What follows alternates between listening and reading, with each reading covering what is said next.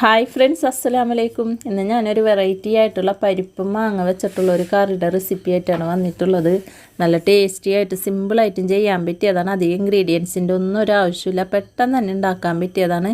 ഈ ഒരു കറി ഉണ്ടെങ്കിൽ ചോറിന് പിന്നെ വേറെ ഒരു കറിയുടെയും ആവശ്യമില്ല. ഒരു ഉണക്കമീനും ഈ കറി ഉണ്ടെങ്കിൽ സൂപ്പറായിട്ട് നമുക്ക് വയറ് നിറച്ച് ചോറ് തിന്നാം. അപ്പോൾ നമുക്ക് ഈ കറി ഉണ്ടാക്കുന്നത് എങ്ങനെയെന്ന് വീഡിയോ കാണാം. ഈ കറി ഉണ്ടാക്കാൻ വേണ്ടി ഞാൻ ഒരു മാങ്ങ എടുത്തിട്ടുണ്ട്. അതേപോലെ ഞാനൊരു 3/4 ബൗള് പരിപ്പ് എടുത്തിട്ടുണ്ട്. ഞാൻ പരിപ്പാണ് എടുത്തിട്ടുള്ളത്. ഇനി നമുക്ക് പരിപ്പ് നല്ല പോലെ കഴുകിയതിന് ശേഷം കുക്കറിയിലിട്ട് ഒരു 2 വിസിൽ വരുന്നവരെ വെയിറ്റ് ചെയ്യാം. മാങ്ങ നമുക്ക് തൊലി കളഞ്ഞ് ചെറുതായിട്ട് കട്ട് ചെയ്ത് കൊടുക്കാം. പരിപ്പ് കഴുകിയതിന് ശേഷം ഞാൻ കുക്കറിൽ ഇട്ട് കൊടുത്തിട്ടുണ്ട്. പരിപ്പിൻ്റെ മേലെ വെള്ളം നിൽക്കാൻ പാകത്തിൽ ഞാൻ വെള്ളവും ഒഴിച്ചു കൊടുത്തിട്ടുണ്ട്. ഇനി നമുക്കൊരു 2 വിസിൽ വരുന്നവരെയും വെയിറ്റ് ചെയ്യാം. പരിപ്പ് ഇപ്പോൾ വെന്ത് വന്നിട്ടുണ്ട്. 2 വിസിൽ വന്നപ്പോൾ ഞാൻ ഓഫ് ചെയ്തിട്ടിട്ടുണ്ട്. അതിന് നമുക്കിതിലേക്ക് മാങ്ങ ഞാൻ ഇതേപോലെ കട്ട് ചെയ്തെടുത്തിട്ടുണ്ട്. ഒരു എരിവിനനുസരിച്ച് നമുക്ക് പച്ചമുളകിൻ്റെ എണ്ണം കൂട്ടാട്ടാ. ഞാനിതിൽ മുളക് പൊടി ചേർക്കണില്ല. മുളക് പൊടി ചേർക്കണവർക്ക് ഇഷ്ടമുണ്ടെങ്കിൽ മുളക് പൊടി ചേർക്കുക. അപ്പോൾ പച്ചമുളക് കുറച്ചെടുത്താൽ മതി.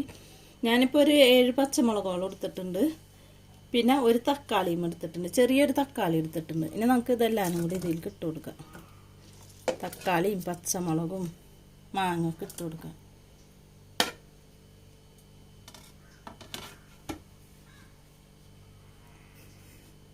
ഇനി ഇതിലേക്ക് നമുക്ക് മഞ്ഞൾപ്പൊടി ചേർത്ത് കൊടുക്കാം. ഞാനൊരു 3/4 സ്പൂൺ മഞ്ഞൾപ്പൊടി ചേർക്കുന്നുണ്ട്. ഇതുവരെ നമ്മൾ പരിപ്പിൽ ഉപ്പിട്ടിട്ടില്ല, അപ്പോൾ നമുക്ക് ഉപ്പും ചേർത്ത് കൊടുക്കാം. ഒരു 1/2 സ്പൂൺ ഉപ്പും ചേർത്തിട്ടുണ്ട്. ഇനി നല്ലപോലെ ഇളക്കിയതിന് ശേഷം നമുക്കിത് ഒരു വിസിൽ വരുന്നവരെയും വെയിറ്റ് ചെയ്യാം. പരിപ്പ് വെന്തിട്ടുണ്ട്. അപ്പോൾ ഈ മാങ്ങയും പച്ചമുളകും തക്കാളിയും ഒന്ന് വെന്ത് കിട്ടിയാൽ മതി. അപ്പോൾ നമുക്ക് ഒരു വിസിൽ വരുന്നവരെയും വെയിറ്റ് ചെയ്യാം. നമ്മളെ മാങ്ങ ഒക്കെ വെന്ത് വരുമ്പോഴത്തേന് നമുക്ക് അതിലേക്ക് അരപ്പുണ്ടാക്കണം. അതിന് വേണ്ടി ഞാൻ ഒരു ബൗൾ തേങ്ങ ചിരകിയതാണ്. അത് മിക്സിയുടെ ജാറിൽ ഇട്ട് കൊടുത്തിട്ടുണ്ട്. ഇനി നമുക്ക് കുറച്ച് വെള്ളവും ഒഴിച്ചത് നല്ലപോലെ അരച്ചെടുക്കാം. തേങ്ങ ഞാനിപ്പോൾ ഇതേപോലെ അരച്ചെടുത്തിട്ടുണ്ട്. ഇനി നമുക്കത് മാറ്റി വെക്കാം. പരിപ്പും മാങ്ങ ഒക്കെ നല്ലപോലെ വെന്ത് കഴിഞ്ഞിട്ടുണ്ടായി. അപ്പം ഞാൻ കുക്കറിൽ നിന്ന് ഞാനൊരു കടായിലേക്ക് മാറ്റിയിട്ടുണ്ട്. നല്ല പോലെ വെന്ത് വന്നിട്ടുണ്ട്.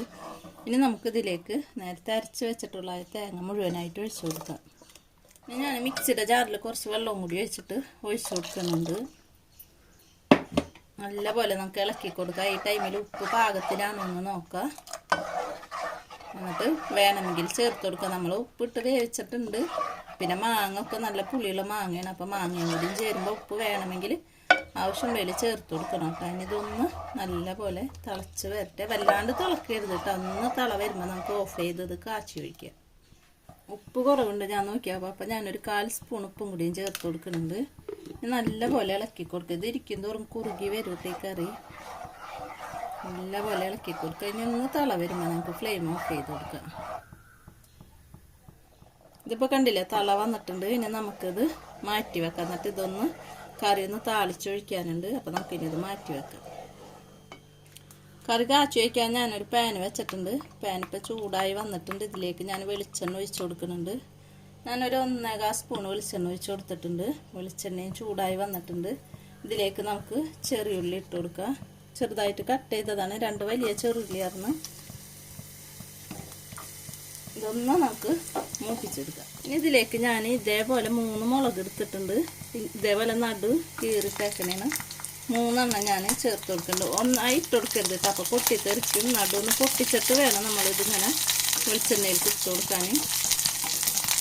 നല്ല പോലെ ഒന്ന് ആയ ഉള്ളിയും മുളകൊക്കെ ഒന്ന് മൂത്ത് വരട്ടെ. എന്നിട്ട് നമുക്ക് കറിവേപ്പില ചേർത്ത് കൊടുക്കാം. പെട്ടെന്ന് തന്നെ ആയി കിട്ടിക്കോളും.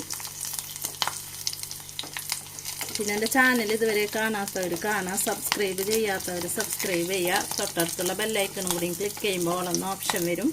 അതുമേലും കൂടിയും ക്ലിക്ക് ചെയ്യുമ്പോൾ ഞാനിടുന്ന എല്ലാ വീഡിയോസും നിങ്ങൾക്ക് നോട്ടിഫിക്കേഷനായി കിട്ടും. ഷെയർ ചെയ്യുക, കമൻറ്റ് ചെയ്യുക, ഇഷ്ടപ്പെട്ടാൽ ലൈക്ക് ചെയ്യുക.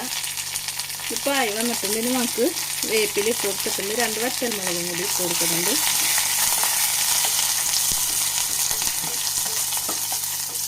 നമുക്ക് ഫ്ലെയിം ഓഫ് ചെയ്ത് കറിയിൽ കൊഴിച്ച് കൊടുക്കാം. കറിയിൽ കൊഴിച്ച് കൊടുക്കുന്നുണ്ട്. ഇത്രയുള്ളൂ പരിപാടി. നല്ല ടേസ്റ്റി ആയിട്ടുള്ള സിമ്പിളായിട്ട് ചെയ്യാൻ പറ്റിയ പരിപ്പും മാങ്ങയും വെച്ചിട്ടുള്ള തേങ്ങ അരച്ച കറി ഇവിടെ റെഡിയായി വന്നിട്ടുണ്ട്. നല്ല ടേസ്റ്റാണ് കേട്ടോ. ഈ ഒരു കറി ഉണ്ടെങ്കിൽ നമുക്ക് വേറെ ഒരു കറിയുടെയും ആവശ്യമില്ല ചോറിനാൻ. അപ്പം എല്ലാവരും ഇതേപോലെ ഒന്ന് ട്രൈ ചെയ്ത് നോക്കാം. നമുക്കിനി പുതിയ വീഡിയോയിൽ കാണുന്നത് വരെ ഓക്കെ ബായ്.